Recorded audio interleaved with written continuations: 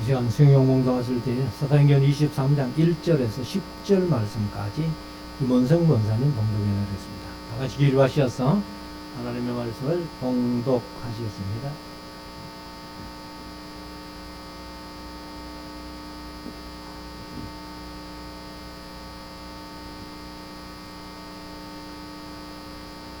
사도행전 23장 1절에서 10절 말씀. 바울이 공회를 주목하여 가로되, 여러분 형제들아, 오늘날까지 내가 범사의 양심을 따라 하나님을 숨겼노라 하더니, 대제사장 아나니아가 바울 곁에 섰는 그 사람들에게 그 입을 치라 명하니, 바울이 가로되, 햇질한 담이여, 하나님이 너를 치시로다. 내가 나를 율법대로 판단한다고 앉아서 율법을 어기고 나를 치라 하느냐 하니, 곁에 선 사람들이 말하되, 하나님의 대제사장을 내가 욕하느냐. 바울이 가로되, 형제들아, 나는 그가 대제사장인 줄 알지 못하였노라. 기록하여서되 너희 백성의 간원을 비방치 말라 하였느니라 하더라. 바울이 그 한 부분은 사두개인이요 한 부분은 바리새인인 줄 알고 공회에서 외쳐 가로되, 여러분 형제들아, 나는 바리새인이요 또 바리새인의 아들이라. 죽은 자의 소망 곧 부활을 인하여 내가 신문을 받노라. 그 말을 한즉 바리새인과 사두개인 사이에 다툼이 생겨 무리가 나누니, 이는 사두개인은 부활도 없고 천사도 없고 영도 없다 하고, 바리새인은 다 있다 하니라. 크게 헌의가 일어날세 바리새인 편에서 몇 서기관이 일어나 다투어 가로되, 우리가 이 사람을 보매 악한 것이 없도다. 혹 영이나 혹 천사가 저더러 말하였으며 어찌하겠느냐 하여 큰 분쟁이 생기니, 천부장이 바울이 저희에게 찢겨질까 하여 군사를 명하여 내려가 무리 가운데서 뺏어가 가지고 영문으로 들어가니라 하니라. 아멘. 작성하시고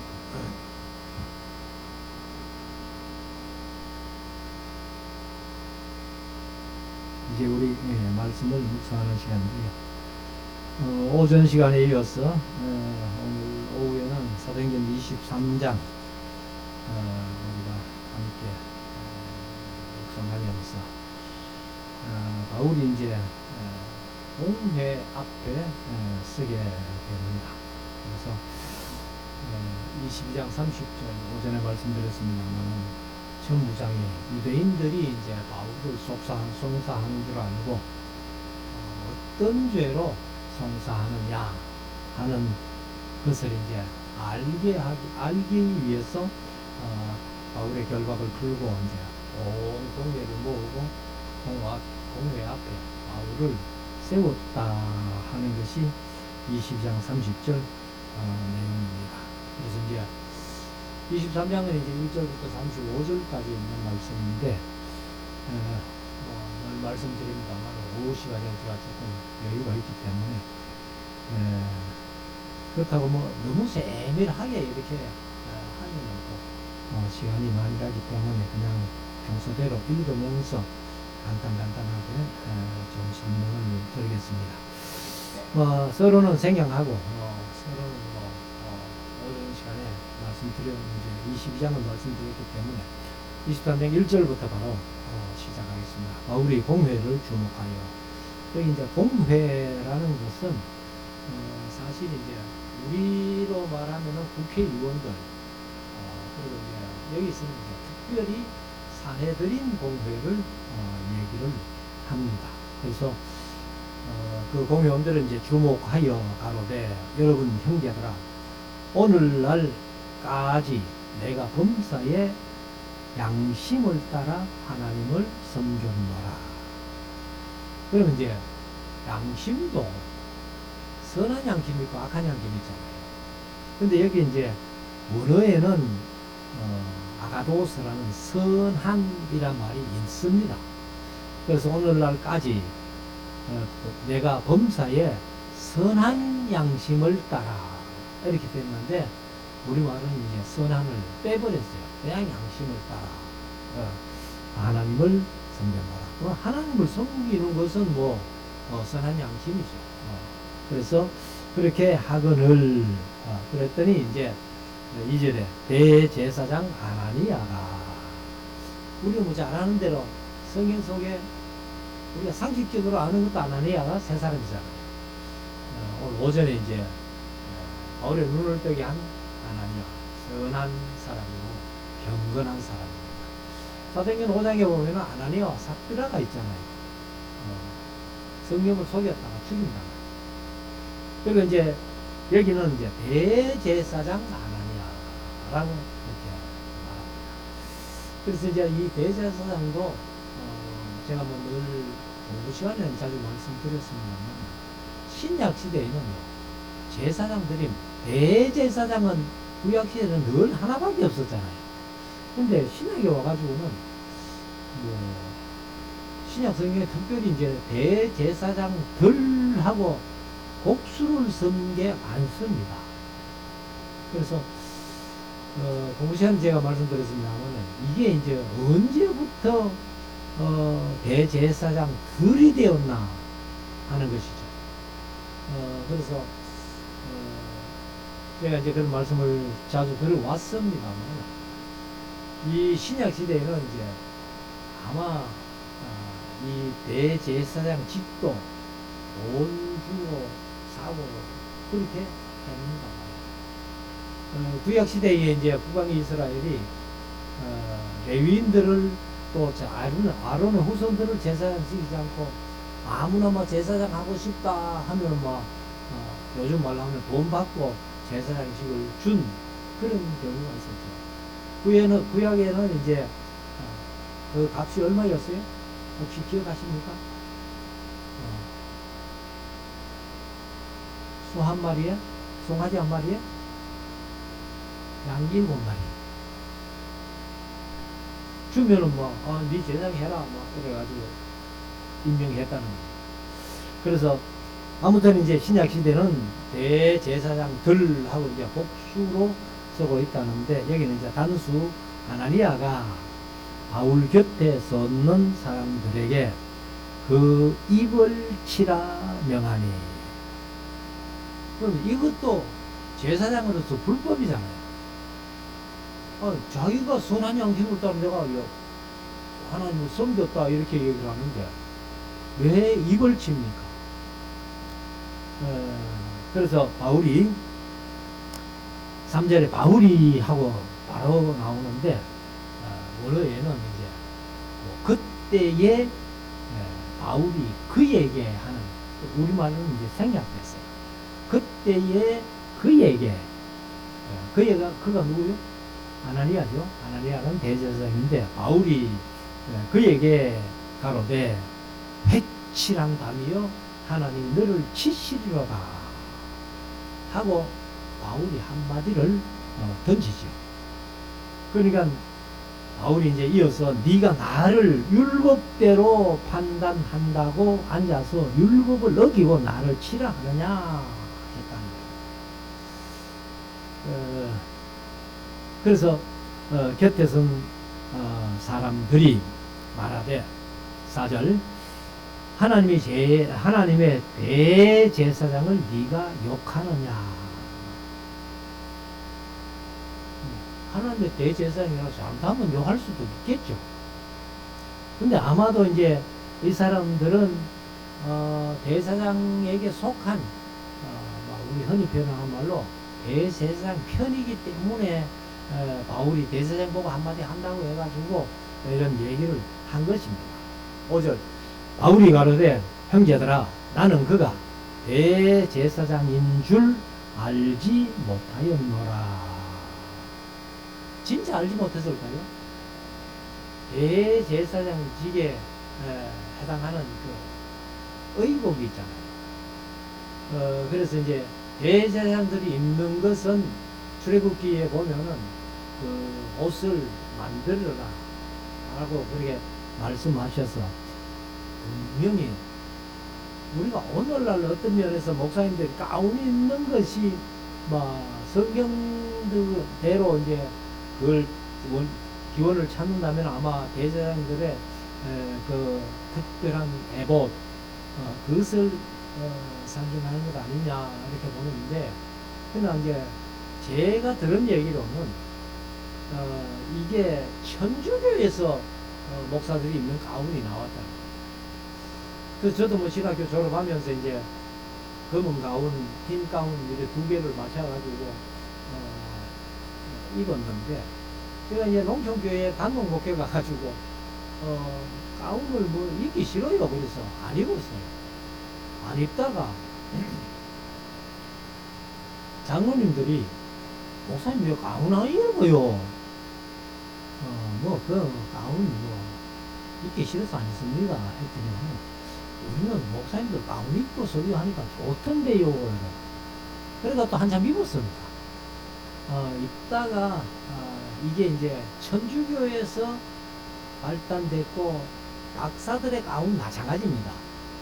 좀 이렇게 이교적인 어떤 그런 데서 발달했다 해가지고, 그래서 제가 이제 가운을 안 했습니다. 그리고 성례식 할 때만 검은 가운은 제가 안 입어서 그런지 제가 버렸는지 집사람이 버렸는지 모르겠는데 없어요 집에. 검은 가운은 없고 흰 가운만 이제 하나 가지고 제가 성례식 때만 이제 했습니다. 그런데 바울이 제사장이 분명히 에봇을 입었을 텐데 진짜 대제사장인 줄 몰랐을까요? 그래서 그 뒤에 이제 읽어놓고 봅시다. 기록되었으되 하고 너의 백성의 관원을 비방치 말라 하였느니라. 그러면 이제 이 바울이 율법서에서 인용한 말씀이에요. 이 말씀이 이제 어디 있는가 하면은 출애굽기 22장 28절인데요. 너는 재판장을 욕하지 말며 백성의 유사를 저주하지 말지니라. 이런 말씀이 있다는 거예요. 그래서 요 말씀은 그대로 바울이 이제 인용을 하지 않죠. 앞에도 뭐 몇 번 그런 일이 있었습니다만은 대충 그런 뜻을 가진 말씀으로 이제 인용해서 이렇게 얘기를 했는데, 그러면은 바울이 이제 진짜 몰랐다는 것이 아니라 아마도 이제 그 아나니아를 비꼬는 거예요. 아이고 저런 사람이 대제사장으로 앉아가지고 이렇게 공회를 인도한다고 말이야. 그렇게 이제 비꼬아서 한마디 내뱉은 겁니다. 그래서 바울이 대제사장인 줄 그 에봇 입고 앉아가지고 뻔히 알면서도 그런 말을 한 겁니다. 그러니까 이제 바울이 지금 천부장에게 자기가 로마 시민권을 가지고 있다는 것을 이제 얘기를 했잖아요. 그러니까 로마 시민권을 가지고 있기 때문에 아무도 바울에게 함부로 못하는 거예요. 더군다나 천부장이나 백부장들이나 군인들조차도 아무도 함부로 못하는데 뭐 대제사장이라고 특별한 것은 아니라고. 그래서 이제 아마 모처럼 바울이 흔히 표현하는 쓴소리 한마디 한 거예요. 자, 6절. 바울이 그 한 부분은 사두개인이요 한 부분은 바리새인인 줄 알고, 이제 개익개정은 한 부분을 다른 부분은 한 부분은 사두개인, 다른 부분은 바리새인인 줄 알고 이렇게 번역을 했습니다. 그래서 공회에서 외쳐 가로되 여러분 형제들아 나는 바리새인이요 또 바리새인의 아들이라. 그러니까 우리 가정은 전통적으로 바리새인이다 하는 것을 이제 얘기를 하는 거죠. 그리고 이제 죽은 자의 소망 곧 부활을 인하여 내가 신문을 받노라. 그러니까 예수 그리스도가 죽었다 부활하셨다는 그 사실을 내가 증거하다가 유대인들에게 미움받아 가지고 지금 내가 이런 공의 앞에 선 것 아니냐 하는 그런 이제 내용으로 바울이 자기가 부활을 전하다가 바리새인인데 부활을 전하다가 내가 이렇게 신문 받는다라고 그렇게 얘기를 하니까 7절 그 말을 한즉, 그러니까 바울이 나도 바리새인이건 또 바리새인의 아들이다, 우리는 전통적으로 바리새인의 가문이다 하는 것을 얘기를 하니까 바리새인과 사두개인 사이에 다툼이 생겨 무리가 나뉘니, 사실 이제 보통 때는 이렇게 나누어진 마음을 합쳐주는 게 좋은 일이죠. 근데 이제 바울이 이런 상황 속에서 자기를 함께 이렇게 신문하면서 죽이려고 하는 그러한 유대인들이 이런 것은 분리하는 게 좋겠다, 나누는 게 좋겠다 하는 그런 지혜가 생긴 거죠, 바울이. 그래서 이제 나는 바리새인이고 바리새인 아들이고 하면서 이제 사두개인과 바리새인들을 나누면은 아마 이 공회가 함부로 자기들에게 이제 자기에게 뭐 어떻게 하지 못할 것이다 하는 그런 생각이 들었고, 그것이 아마 하나님께서 주신 지혜라고 생각합니다, 저는. 그래서 8절에 보면은 이는 하고 사두개인은 부활도 없고 천사도 없고 영도 없다 하고, 이게 이제 사두개인의 특징이라는 거예요. 제가 늘 말씀드리지만은 사두개인이 그 시조가 어디예요? 사독 제사장. 이제 이 솔로몬 때 사실은 아비아달이 이제 그 아도니아 쪽으로 갔잖아요. 가서 솔로몬이 왕비해 가지고 아비아달을 이제 대제사장 길을 파면해 가지고 자기 고향으로 쫓아버리잖아요. 그리고 솔로몬이 누구를 이제 제사장시켰어요? 사독을 제사장시켰어요. 그래서 사독이 이제 제사장 되면서 대제사장 되면서 이제 그 후손들이 쭉 내려오는데, 그걸 이제 그 후손들을 사독가이라 하거든요. 사독가이라고 하는데, 그래서 그 사람들이 중간사 시대에 사두개인이 된 겁니다. 사두개인. 그래가지고 이제 신약에 오면은 바리새인과 사두개인 이렇게 나오는데, 사두개인들은 이제 부활도 없다, 영도 없다, 천사도 없다. 왜 이렇게 얘기를 하는가 하면은, 이 사두개인들은 이제 제사장 후손이다 해가지고는 구약 성경 중에서는 율법서만 봅니다. 오경만 보는 거예요. 그럼 우리가 이제 성경을 좀 알다시피 오경 속에는 천사 얘기는 있잖아요. 그리고 구약 자체는 아예 영을 그렇게 얘기를 하고 있지 않습니다.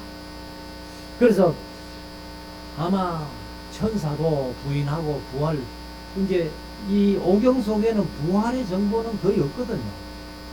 그렇기 때문에 바울이 이제 바로 사두개인들은 이런 상황인 줄 알고 일부러 이제 나는 바리새인이다라고 하면서 죽은 자의 부활에 대한 것을 얘기함으로 내가 이 시문을 받는다. 그러면 바리새인들은 부활이 있다, 다 있다고 하는데 사두개인들은 없다 하니까 분명히 이제 요 무리가 나눌 것이다 하는 것을 바울이 안 거죠. 그래가지고 이제 그 얘기를 했더니만은 9절 크게 번화가 일어날세. 그러면 번화가 일어날세, 요거를 개역개정은 그냥 크게 떠들세 일어나세요. 그 번화라는 말이 큰 소리로 떠드는 겁니다. 그러면 초상이 나가든지 예를 들어서 이제 야이로의 딸이 죽었을 때에 울음꾼을 사왔잖아요. 그래서 크게 헌화했다 이러는데, 그런 초상집에서는 크게 헌화하는 게 뭐예요? 큰 소리로 우는 겁니다. 그러나 일반적으로는 이제 이렇게 얘기를 하면은 헌화라는 말이 떠드는 겁니다. 크게 떠드는 거예요.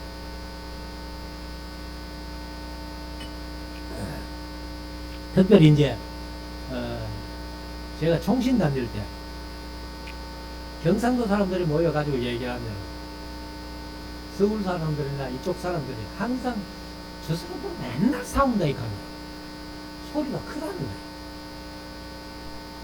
그래서 이 크게 떠드는 게 이제 바로 번화라는 겁니다. 그러니까 이제 여기는 뭐 토론이고 변론이가 이제 바리새인 바울을 어떻게 하자 하는 게 아니고 부활이 있니 없니 하고 영과 천사가 있니 없니 하고 사두개인은 없다 바리새인이 있다 하니까 그 사이에 이제 크게 다툼이 일어나거든요. 다툼이 일어나가지고 이렇게 떠드는데 바리새인 편에서 몇 서기관이 일어나 다투다로되 우리가 이 사람을 보매 이 사람은 바울이죠. 바울을 보매 악한 것이 없도다. 왜요? 자기들 편 바리새인들이라 하니까 바리새인이라고 하니까 그래가지고 혹 영이나 혹 천사가 저들어 말하였으면 어찌하겠느냐 하여 바울이 이렇게 얘기를 하는 것이 혹시 천사가 바울을 통해서 또 어떤 이제 이 다른 영이 뭐 천사가 하면은 그게 이제 영도 포함되는 건데 말하였으면 어떻게 할 거냐 곤란하지 않느냐 이래가지고 그래서 이제 10절에 가면은 큰 분쟁이 생기니 그럼 이제 사두개인은 영도 없다 천사도 없다 부활도 없다 바리새인은 다 있다 서로 이제 말다툼이 생겨가지고 분쟁이 생긴 겁니다. 그러니까 천부장이 바울이 저희에게 지켜질까 하여 군사를 명하여 내려가 무리 가운데서 빼앗아 가지고 영문으로 들어가라 하니라. 영문이라는 것은 이제 영내로 들어가라 이렇게 했다는 건데 바로 영이 군대 진영입니다. 이제 이 천부장이니까 또 천부장은 백부장을 우리가 뭐 숫자적으로 봐도 10명이나 거느리는 그런 이제 군사니까 그래서 영내로 들어가면서 바울이 이제 위기를 한번 넘긴 것이죠. 그러니까 바울을 보면은 사실 이제 하나님께서 그렇게 역사하셨겠지만은 할 말은 다 하고 위기는 위기대로 넘어가는 거예요. 사실. 그래서 우리가 이제 이게 지혜라는 것인데 우리가 사실 어떤 데는 할 말도 못하고 위기를 당한 경우가 있다는 거죠. 그런데 할 말은 다 하고 위기를 못 면한다. 어제도 제가 이제 아래죠. 금요일날 한국으로 귀국하려고 이제 공항으로 가야 되는데 그날따라 그 카트만두 내에 큰 데모가 일어난다는 거예요. 데모가 일어나기 때문에 이제 그 공항에 제가 숙소에서 선교사님 집에서 관광객들이 오는데 뭐 차를 타면 한 30분은 뭐 와요. 근데 뭐 선교사님이 걱정을 대상치 않은 거라. 뭐 협박을 그게 협박인지 모르겠는데 목사님 까딱하면 집에 못 돌아갈 수도 있습니다. 뭐 이런 식으로. 그래 제가 이제 주사람하고 통하면서 뭐 그렇단다 이렇게 하고 선교사님도 이제 전화하게 되고 사모님 목사님 까딱하면 못 들어갈 줄 모릅니다 뭐 이런 식으로 하는 거. 근데 제가 했어요. 우리 주사람한테 하나님께서 틀림없이 무사히 통과할 거다 올 거다 하고 그래 이제 평소보다는 조금 일찍이 한 30분 일찍이 나왔어요. 그래서 한 30분 일찍이 나왔는데 조금 이제 큰 길로 데모한다고 못 가고 택시가 이제 골목골목을 찾아가는데 뭐 시간 훨씬 전에 도착을 했어요. 그래서 제가 이제 이렇게 다니면서 늘 느끼는 게 뭐냐면은 하나님도 그렇게 하시는 걸 제가 느낍니다. 보통 이제 공항을 이제 통과하면은 뭐 몸을 이제 수색하잖아요. 그 반드시 이제 이래 있으면 손으로 이제 다 만져보는데 제가 손 만져보는 그런 걸 통과한 것이 지금까지 늘 다니면서도 아마 5손가락 안에 들 거예요. 그 짐 넣고 엑스레이 통과하고 제가 나가면은 그냥 번호 있잖아요. 그래서 하나님이 하나님 말씀 가지고 다니니까 이렇게 도와주시는구나. 제 속으로 이제 그런 생각이 드는 거예요. 그래서 바울도 이제 할 말 다 하고 위기를 넘기는 것이 하나님의 도우심이죠. 에스라의 고백들 하면 하나님의 선한 손의 도움이, 손길의 도움이 이렇게 얘기했는데, 자 11절 그날 밤에 주께서 바울 곁에 서서 이러시되 담대하라. 네가 예루살렘에서 나의 일을 증거한 것 같이 로마에서도 증거하여야 하리라 하시니. 이 바울에게는 막 큰 위로지요. 주님께서 나타나 주시는 것만 해도 큰 위로인데, 네가 예루살렘에서 나를 증거한 것 같이, 복음을 증거한 것 같이 네가 로마에서도 증거하리라. 로마에 그렇게 가고 싶어가지고 로마서를 쓰면서 내가 스바나로 가게 될 텐데 그 갈 때에 너희들에게 들러서 스바나까지 가겠다, 이런 이제 계획도 세우고 했는데, 바로 하나님께서 나타나서 이제 이 주님이 밤에 나타나서 해가지고 로마에서 증거하리라 이렇게 했으니까, 그러면 이제 바울은 로마까지 가는 데 있어가지고 무슨 일을 당할지는 모르지만은 로마에서 복음을 전가한다는 것은 확실해졌잖아요. 그리고 무슨 일을 당해도 죽지는 않는다 그 말이죠. 고생은 될지는 몰라도 죽지는 않고 로마에 가서 복음을 전하게 된다 하는 그런 이제 큰 위로를 이제 받고, 로마에 가는 것은 이제 확실하다 하는 것을 확신이 생깁니다. 12절 날이 새매 유대인들이 당을 지어 맹세하되 바울을 죽이기 전에는 먹지도 아니하고 마시지도 아니하겠다 하고, 이같이 동맹한 자가 40여 명이더라. 이 사람들은 제가 걱정이에요. 뭐 이미 지나간 얘기지만은 왜 걱정이냐면, 유대인들은 맹세를 하면은 그냥 지키거든요. 그러니까 바울을 죽이기 전에는 했는데, 뭐 이제는 죽었기 때문에 먹고 마실 수 있겠지만은, 그때는 이제 바울이 안 죽잖아요. 우리가 다 아는 사실입니다만은. 그래서 로마까지 가서 가이사 앞에서는 그런 일이 있는데, 이 40여 명이 맹세하고 굶어 죽었는가 안 죽었는가, 아마 이 사람들이 안 죽었다면 맹세를 잘못한 거죠. 그래서 시편에 보면은 하나님 앞에 서원한 것은 해로울지라도 지키라 그러죠. 근데 이 40명이 아마 굶어 죽었다고 신문 났으면은 제대로 맹세한 거고, 그냥 살아있다면은 맹세를 잘못한 겁니다. 거짓을 한 겁니다. 자, 아무튼 이제 40여 명이 바울을 죽이기 전에 먹지도 않고 마시지도 않겠다 하고 맹세를 했습니다. 14절 제사장들과 장로들에게 가서 말하되 우리가 바울을 죽이기 전에는 아무것도 먹지 않기로 굳게 맹세하였으니, 또 제사장과 장로들에게 가가지고 그 서원을 이제 확실을 증거했잖아요.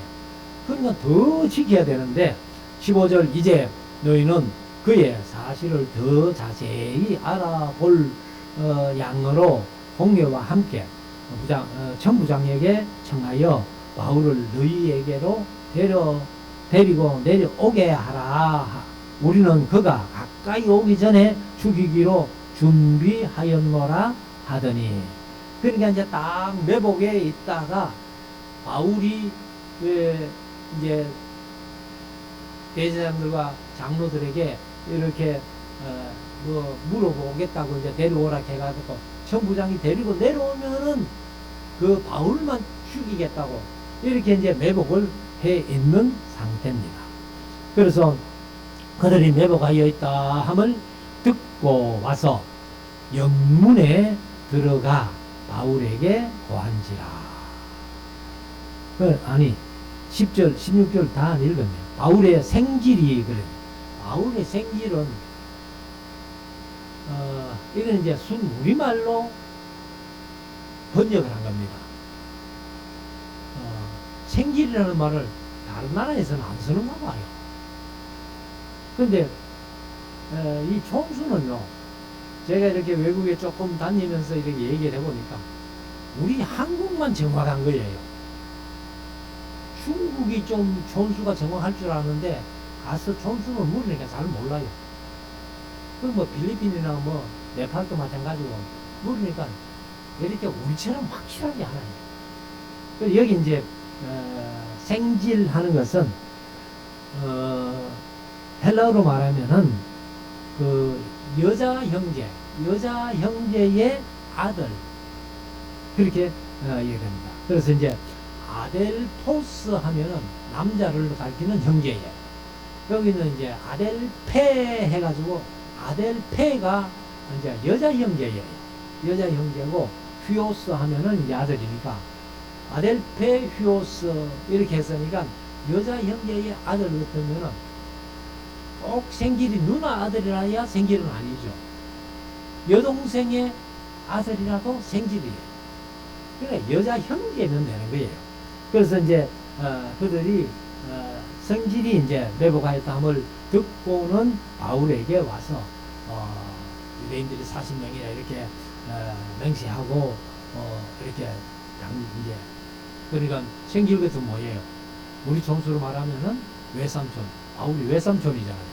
그러니까 외삼촌 그들에게 까딱한 죽임을 당할 수 있으니까 하고 이제 이렇게 얘기를 해준 겁니다.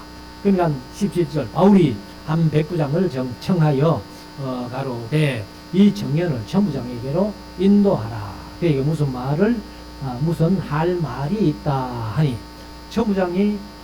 천부장에게로 데리고 가서 가로되 죄수 바울이 나를 불러 청년이 당신께 할 말이 있다 하여 데리고 가기를 정하더이다 하며 그래서 이제 이 생길이 청부장에게로 간 겁니다. 가서 19절 청부장이 그 손을 잡고 물러가서 종용히 묻되 종용히라는 말이 잘 안 쓰는 말인데 그냥 조용입니다. 조용히 묻되 내게 할 말이 무엇이냐 대답하되 유대인들이 공모하기를 저희들이 바울에 대하여 더 자세한 것을 묻기 위함이라 하고 내일 그를 데리고 공회로 내려오기를 당신께 청하자 하였으니 당신은 저희 청함을 좇지 마옵소서.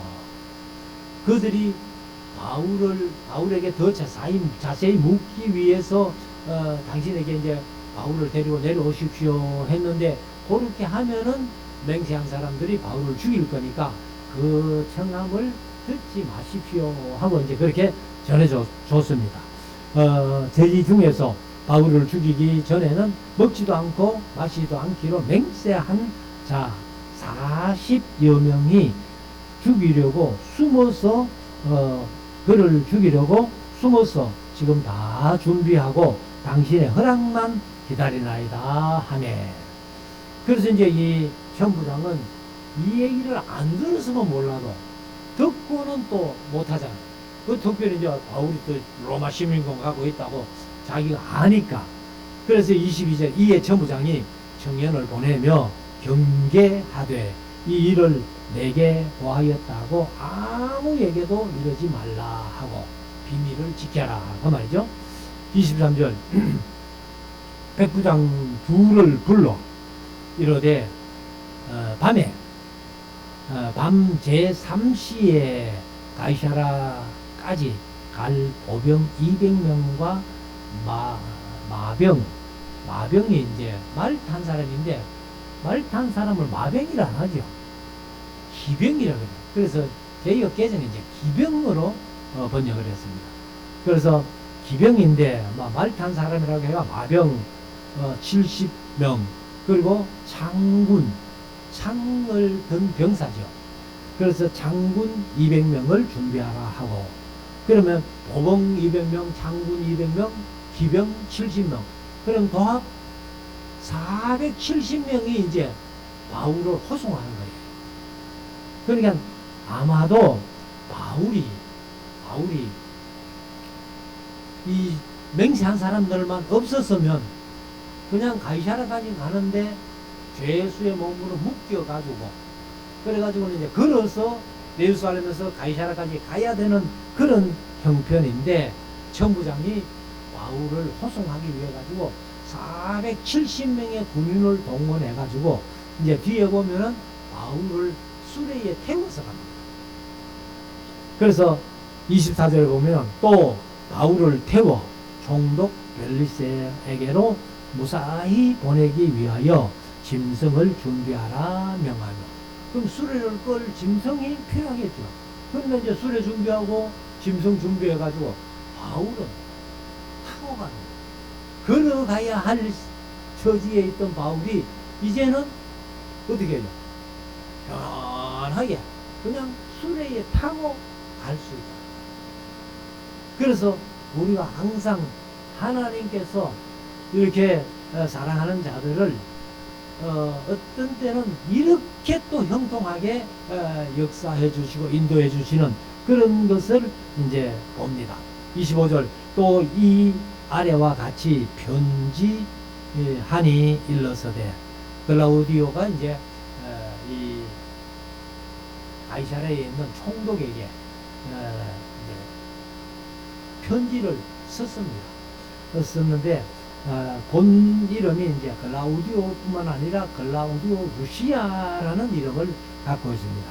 그래서 글라우디오 루시아는 이제 요 바울을 지켰던 천부장이 총독 벨릭스 가카에게 문안하노이다 하고 글라우디오 루시아라는 천부장 이름이고 27절 이 사람이 유대인들에게 잡혀 죽게 된 것은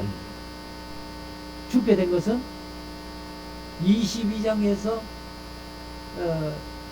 이제 간증설교하고 바울을 죽이려고 돌을 던졌잖아요. 그래서 천부장이 이제 예루살렘 소동이 일어났던 것을 알고 백부장 내리고 쫓아 내려오니까 바울 치기를 거쳤더라 이렇게 표현하는데 그래서 이제 아마 이렇게 표현한 것 같습니다. 죽게 된 것을 내가 로마 사람인 줄 들어 알고 군사를 거느리고 가서 구원하여다가 28절 유대인들이 무슨 일로 그를 송사하는지 알고자 하여 저희 공회로 데리고 갔더니 그러니까 이제 공회 앞에 선 것은 이 23장 초반에 이제 공회 앞에 썼잖아요. 데리고 갔더니 29절 송사하는 것이 저희 율법 문제에 관한 뿐이요 한 가지도 죽이거나 결박할 사건이 없음을 발견하였나이다. 그러니까 자기들의 신앙 문제지 사회적인 어떤 혼란이나 사회적으로 뭐 잘못해가지고 죽이거나 재판받아가지고 뭐 결박해서 때리거나 할 만한 죄는 찾아보지 못했다는 겁니다. 그래서 30절 그러나 이 사람을 해하려는 관계가 있다고 누가 내게 알려주기로 바울의 생길이죠. 관계는 뭐예요? 바울을 죽이기 전에는 먹지도 않고 마시지도 않고 하겠다는 맹세한 40명 그래서 일러주기로 곧 당신께로 보내며 그러니까 이제 공회 앞에 다시 서는 것은 천부장이 포기해버리죠. 그리고 바로 이제 가이사랴로 보내기 위해서 이제 470명의 군사를 동원해가지고 수레 짐승을 동원해서 바울이 이제 타고 가이사랴까지 온 겁니다. 그래서 송사는 사람도 당신 앞에서 그를 대하여 말하라 하였나이다 하더라. 31절 보병이 명을 받은 대로 밤 삼시죠. 바울을 데리고 안디바드리에 이르러. 그러니까 이제 안디바드리 하는 것은 우리가 이제 사무엘하서 4장이죠.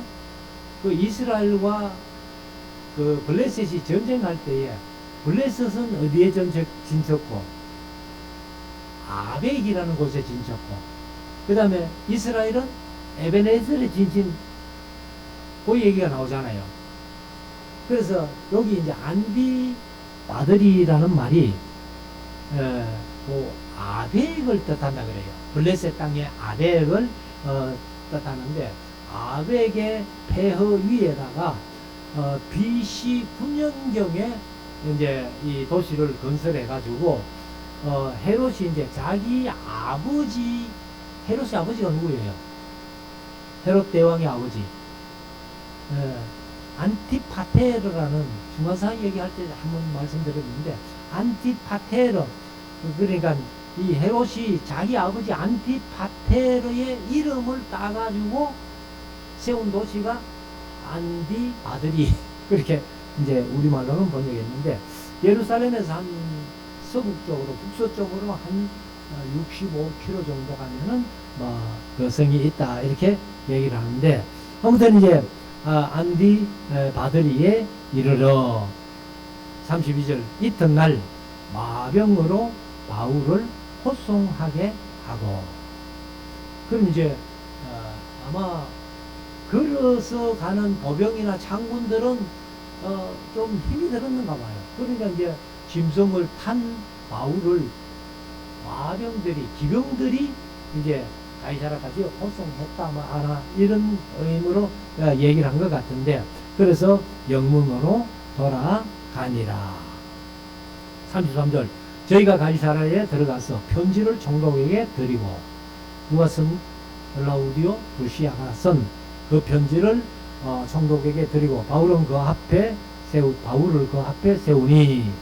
34절 총독이 읽고, 클라우디오 루시아라는 천부장이 보낸 편지를 읽고, 바울더러 어느 영지 사람이냐 물어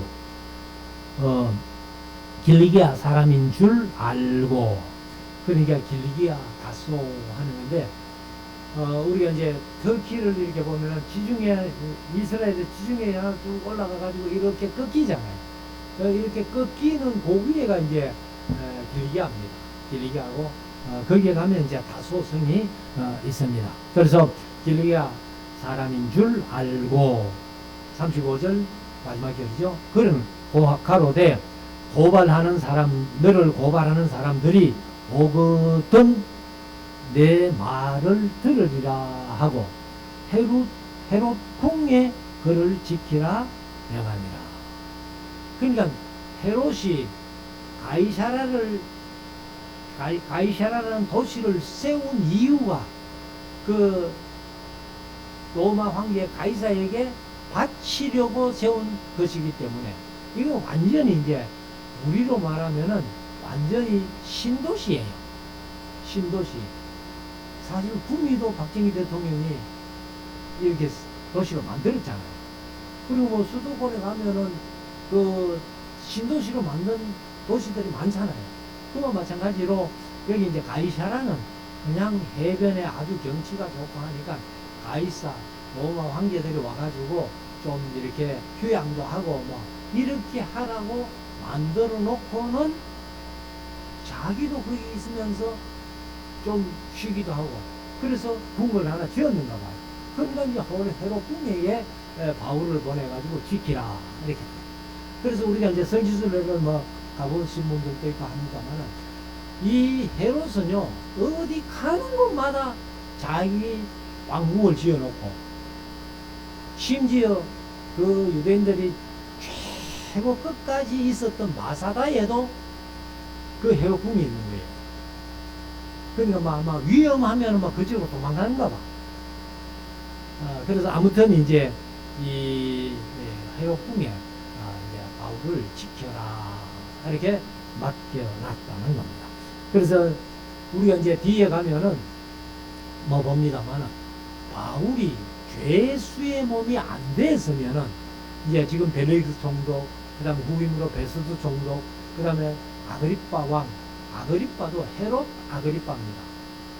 헤롯 아그리빠인데, 그 아그리빠 왕 앞에 뭐 일반적으로 사람들이 보통 그 사람을 만나가지고 뭐 전도할 수 없잖아요.